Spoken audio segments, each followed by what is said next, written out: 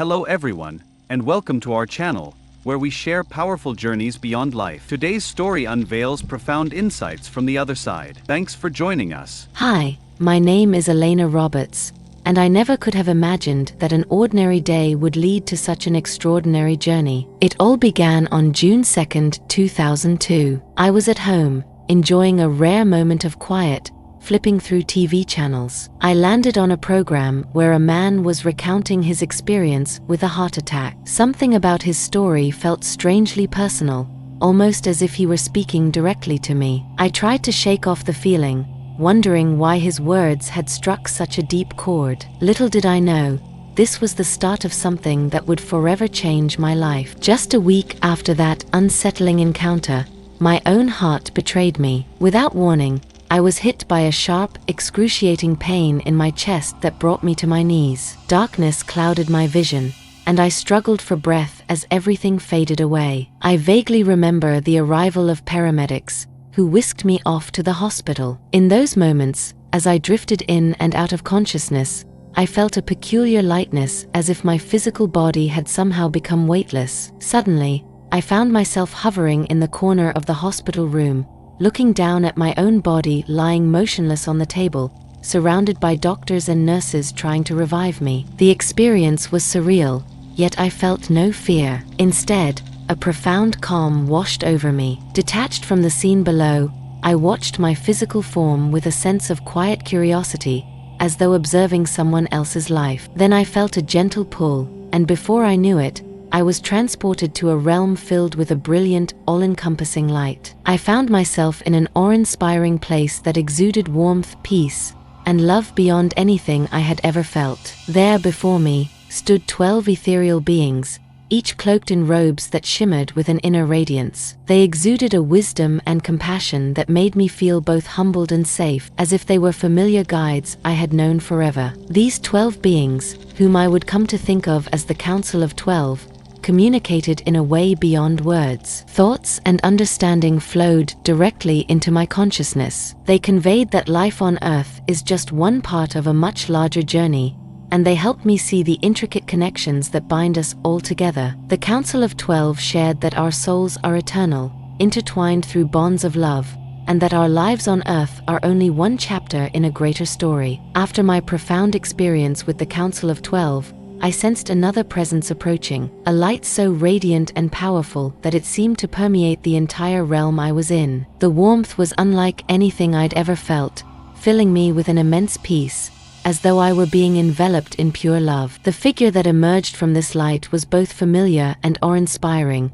exuding a gentle compassion and kindness that brought me instantly to a state of reverence. I somehow knew, in a way beyond words, that this presence was Christ. His form was a radiance, taking a shape that was both visible and transcendent, beyond any physical form I'd known on Earth. His eyes were deep, holding an infinite compassion that seemed to reach the core of my soul, seeing through all layers of my being without judgment. Though he did not speak, his presence alone conveyed a message that seemed to bypass my mind and resonate directly with my heart. I could feel an immediate release of fears, worries, and the limitations I'd unknowingly held onto for so long. As I stood before him, images and feelings began to unfold within me, memories of my own life, but not in the way I'd remembered them before. They felt as if they were being illuminated by his presence, transformed and redefined by a profound understanding that came from this divine connection. I saw moments in my life when I had acted out of fear,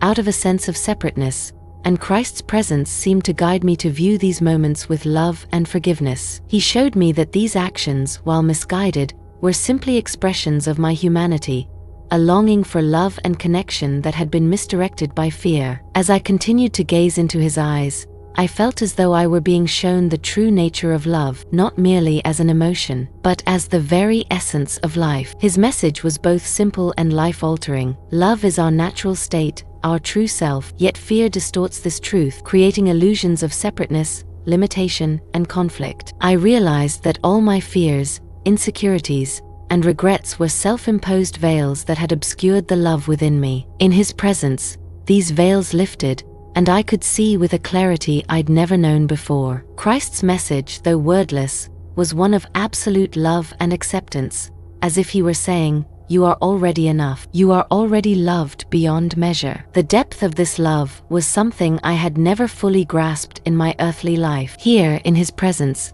I felt completely whole, seen and understood, beyond any need for approval or validation. It was as if he were showing me that this love was not something to earn, but something intrinsic, a truth that had always been there, waiting for me to remember. Then, I was shown moments from my life in vivid detail, but with a new perspective that seemed to emerge from Christ's consciousness. I saw my relationships, my decisions, and my fears as if they were illuminated by an inner light. I could see how, in so many instances, I had acted not from love but from fear. Fear of rejection, fear of loss, fear of being unworthy. Each of these choices, when viewed through the lens of love, appeared different, and I felt a surge of compassion not only for those I'd hurt but also for myself. I realized that in many ways, I had been punishing myself, carrying guilt and regret that had clouded my vision and dimmed my joy. Christ's presence guided me to release these burdens, to see that forgiveness was not just for others,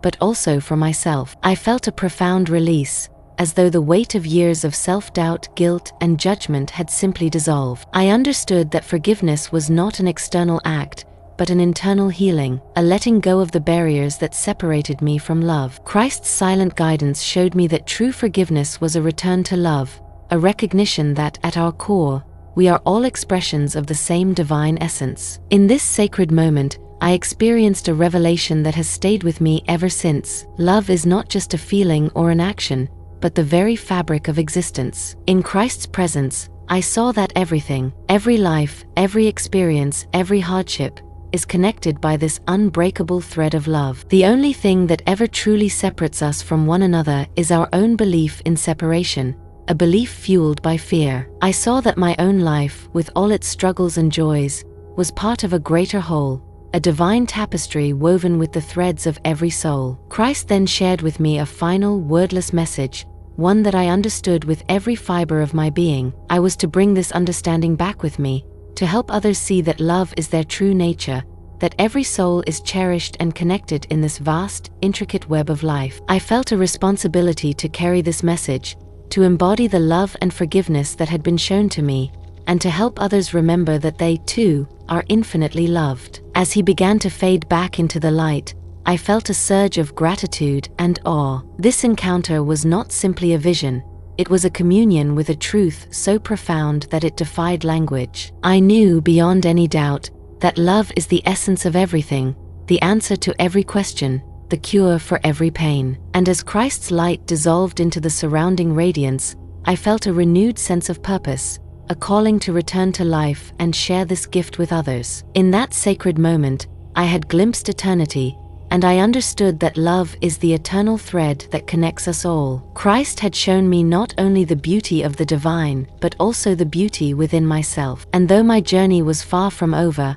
I felt ready to return to the world, carrying within me the light of this truth. After my transformative encounter with Christ, I remained in the presence of the Council of 12, bathed in a light that seemed to amplify every insight, every feeling. I understood that these 12 beings, robed in shimmering colors, were not only here to guide me, but to reveal a purpose that would shape the course of my life from that moment onward. They communicated with me in a way that transcended words, projecting ideas, images, and feelings into my mind, which I understood instantly, as if they were unearthing a memory I had long forgotten. I felt a deep sense of peace and reverence as I stood before them, waiting, as though I was about to receive a profound revelation that would explain everything I had experienced so far. Slowly, an understanding began to take shape within me, a purpose, woven together from the threads of my life, my struggles, and my fears. They showed me my life from a new perspective,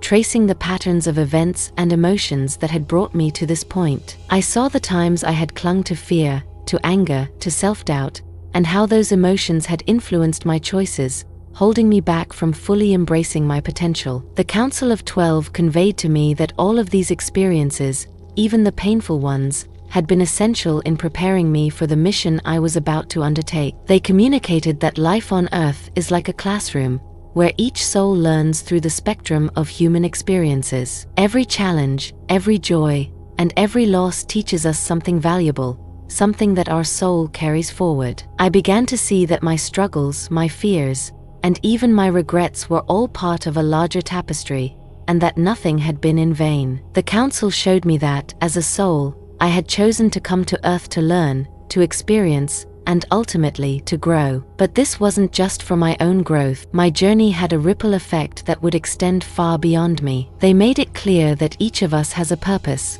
one that goes beyond our individual lives, connecting us to others in ways we might never see. It was as though they were opening my eyes to a grand design, one in which every soul plays a vital role. And my role, they conveyed, was to help others remember who they truly are. Their message was clear. My purpose was to help others see beyond the fear that blinds them, to guide them to a place of understanding where they could recognize that their lives on Earth are temporary yet incredibly meaningful. They wanted me to return with a message of love and courage, to help people realize that their struggles and fears are not obstacles, but opportunities for growth. I was to remind them that they, too, are eternal beings, here to experience and express love in all its forms. The council then shared something that struck me deeply. They showed me that, on Earth, fear is the most pervasive illusion, an illusion that clouds our vision and keeps us bound to pain, regret, and separation. Overcoming this fear, they explained, is essential to aligning with our true selves. They conveyed that fear is like a fog that settles over our lives, distorting our perception, making us feel isolated and disconnected from the divine love that is our true essence. The Council of 12 wanted me to see that my life's purpose was to help others lift this fog, to show them the way back to the love and light within themselves. In this place of peace and clarity, I understood fear in a new way. It wasn't just an emotion, it was a veil, a barrier that prevented me, and so many others, from seeing the beauty and interconnectedness of all things. They showed me how fear led people to forget their divine nature, to doubt their worth, and to live in limitation. This, they revealed, was the great challenge of human existence, to recognize and transcend fear, to live from a place of love and faith instead. The council continued to project images and feelings into my mind, showing me how powerful we are when we let go of fear and remember our true nature. They shared that love is not only the answer to fear, but also the force that unites all of existence. It was as though I were being given a glimpse of a cosmic truth that my earthly mind had never fully grasped, a truth that could transform not only my life, but also the lives of those I would touch. I felt an overwhelming desire to return to Earth and share this message, to live in a way that would reflect the love and wisdom I had been shown. Finally, the council imparted a vision of what this purpose would look like in my life. They showed me speaking to people, sharing my story, my insights, and helping others to see their lives through the lens of love rather than fear. They wanted me to convey that love is our birthright, our essence, and that each of us has the power to transcend the limitations we impose on ourselves. I saw myself helping others to understand that what we often view as judgment is, in reality, an opportunity for self-reflection and growth, a time to look back with compassion and clarity, to learn from our experiences, and to move forward with love. In this moment, I felt a profound responsibility and honor. The council's words were not just instructions, they were a call to action, an invitation to step into a higher understanding and to bring that understanding back to the world. They wanted me to live as a testament to the love and truth I had seen, to be a reminder to others that they, too, are eternal, connected to something greater than themselves. As the council's message faded, I felt a wave of gratitude. They had given me a gift, a purpose that felt both humbling and empowering. I understood that my life would never be the same, that this experience had changed me at the deepest level. And as I prepared to return to the physical world, I felt ready to embrace this purpose, to live each day with a sense of reverence, courage, and love. This message of purpose, this calling to live without fear, to guide others toward love and truth, would become my guiding light, the compass by which I would navigate the rest of my life. Chapter 6: The Return to Life. Without warning, I felt a force pulling me back toward my physical body. Re-entering was jarring and painful, as though my spirit was being squeezed into a container too small to hold everything I had just experienced. I awoke in the hospital, surrounded by doctors and the hum of machines. My body was racked with pain, but my mind felt sharper, more open, as if I had been granted a second chance with a newfound purpose. Back home, life felt different in every possible way. I began meditating daily, sometimes for hours, hoping to reconnect with the peace and clarity I had experienced. Gradually, I became more aware of the energies around me, sensing when people were close to leaving their own bodies. This awareness, I realized, was part of the mission I had been given, to help others confront their fears and find solace in the journey of the soul. Chapter 7: Living with Purpose. Since that day, I have approached each moment, each interaction, with reverence. Death no longer frightens me. I now see it as a doorway to something far more beautiful and profound. I return to my teaching with a renewed focus, not just on imparting knowledge but on sharing the lessons of compassion, kindness, and love that I had come to understand as the essence of life. When I share my story, I often see the same fear in others' eyes that I used to carry. I know now that my role is to help them see that life is sacred, that love is our truest nature, and that death is not an ending but a return to wholeness. The Council of 12 and Christ offered me a glimpse of eternity, a gift I now strive to bring into the lives of others. Chapter 8: The New Reality of Energy and Perception. My experience left me with an intensified awareness of energy, the unseen essence that connects us all. When I look at people, I can sense their energy fields, their auras, glowing in hues that reveal their emotions, thoughts, and sometimes even their struggles. I've come to understand that love radiates as warm, gentle colors, while fear and sadness manifest as darker, denser shadows. My perception of the world around me shifted, too. Nature began to feel alive in ways I couldn't fully explain. The trees, the earth, even the air itself seemed to hold a presence, an energy, that was palpable and comforting. It was as if I had been granted a vision into the fabric of life itself, revealing the interconnectedness of all things. Chapter 9: Radical Views on the Nature of Reality. One of the more challenging aspects of my return was grappling with what I had learned about the nature of reality itself. I began to see how fear is used to manipulate and control, how societal structures are often built around illusions that keep us bound to limited ways of thinking. I became aware that much of what we believe about life is not absolute truth, but rather constructs shaped by fear and separation. To many, my views might seem radical, even unsettling, but to me, they are simply reflections of the greater reality I glimpsed. The Council of 12 had shown me that the world we see is not all there is,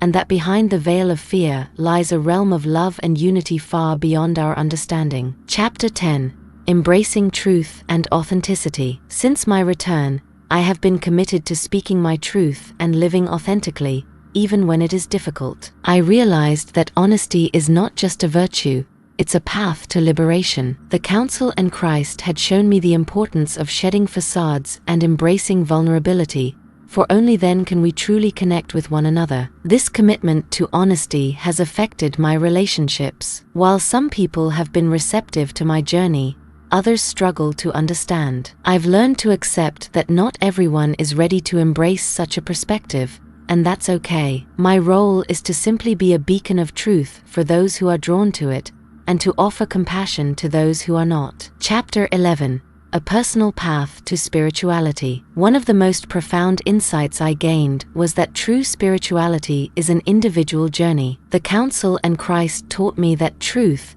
does not always align with conventional religious or social teachings. I came to understand that divinity resides within each of us and that our journey is to seek that inner connection, to find God within. This realization was liberating, freeing me from the need to conform to any specific belief system. Instead, I learned to honor my own experiences and to trust the wisdom that came from within, guiding me in ways that are unique to my path. Chapter 12: Living the Vision. Returning to everyday life after my experience felt surreal. I had seen a reality so vast, so full of love and purpose, that coming back to the routines of daily existence felt, at first, like slipping back into an old tight shell. It was as though my soul had expanded beyond anything I'd ever known, and I was now tasked with fitting that expanded awareness back into the familiar rhythms of my former life. And yet, I knew that this was the journey I was meant to take, to bring back the insights, the love, and the light I had received, and to live by them each day. As I settled back into my life,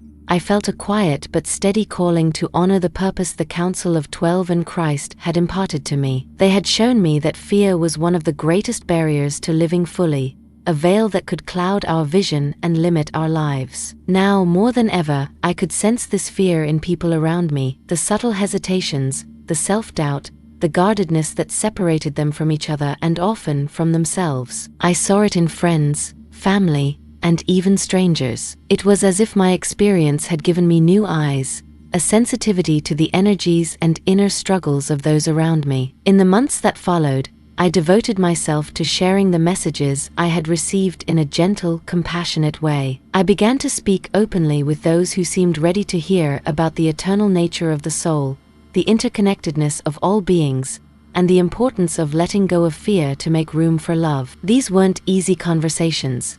Many people were skeptical or hesitant to confront their beliefs about life, death, and what lies beyond. But slowly, I realized that my role wasn't to convince others, but simply to be present, to be a living example of what it meant to live without fear and with a heart centered in love. Over time, I noticed how my relationships transformed. I no longer held on to resentments or past grievances, understanding now that these emotions only burdened me and clouded my connection to others. Forgiveness became second nature.